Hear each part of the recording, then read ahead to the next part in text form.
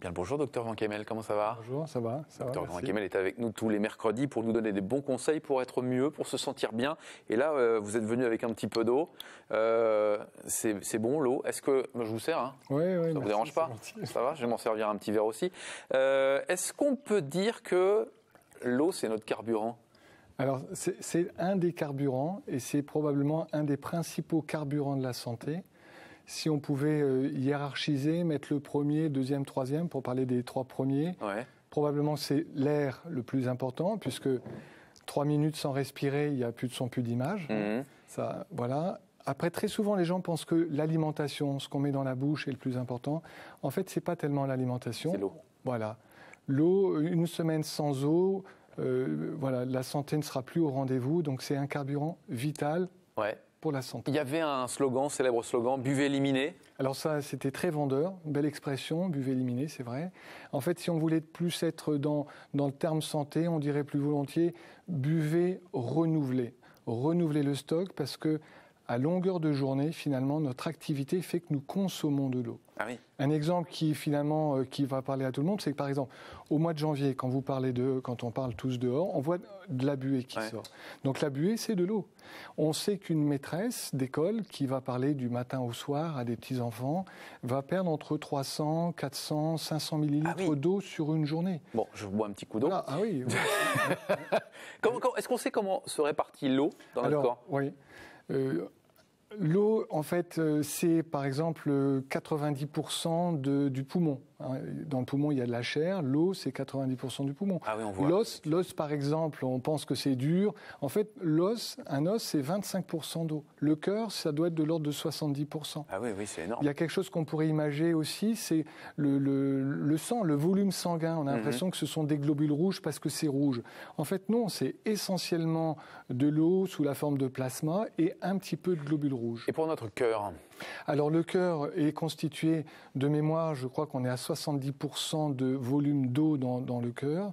Et il y a une image qui me semble assez parlante, c'est cette image qu'on connaît tous quand on voit à la télévision le tracé de l'électrocardiogramme quand on surveille un blessé.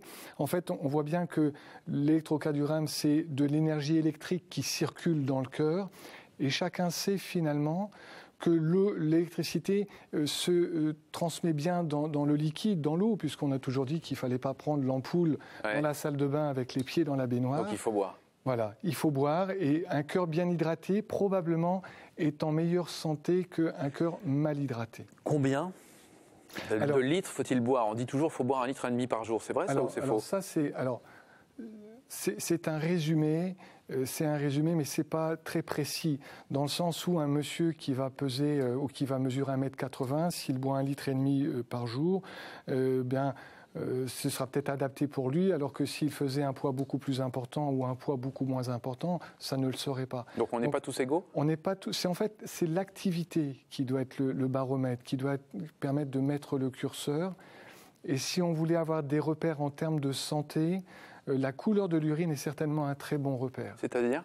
La plupart des personnes pensent que la couleur normale de l'urine, c'est jaune.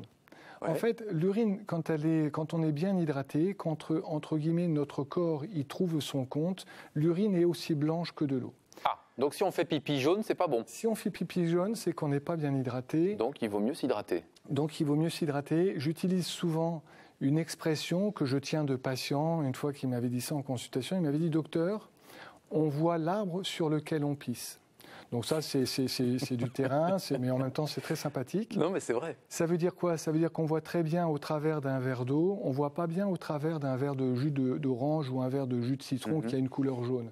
Voilà.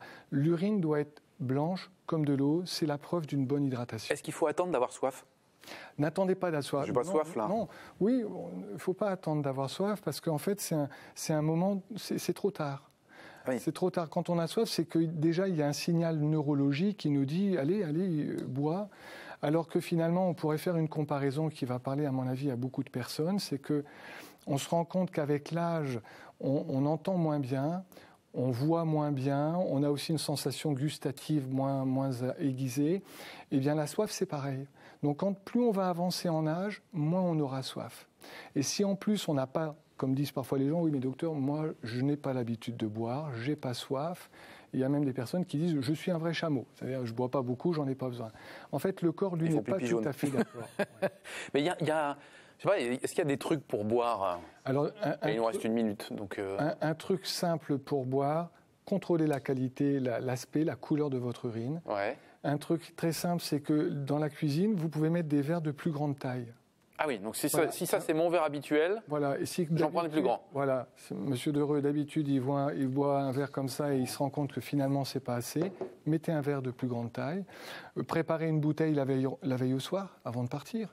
Et puis, qu'est-ce que je pourrais dire d'autre comme remarque Écoutez, c'est ce qui me vient à l'esprit comme ça en première intention, quoi. Bon, on va suivre vos conseils. Merci beaucoup, Dr Vankemel, de nous avoir éclairé sur l'eau, l'importance de l'eau. Attention à la couleur du pipi. Il faut que ça soit blanc. Si c'est jaune, c'est pas bon. Merci d'être venu. On se revoit mercredi prochain. D'autres conseils avec notre docteur qui vient nous rejoindre chaque semaine, bien sûr, sur WeHo.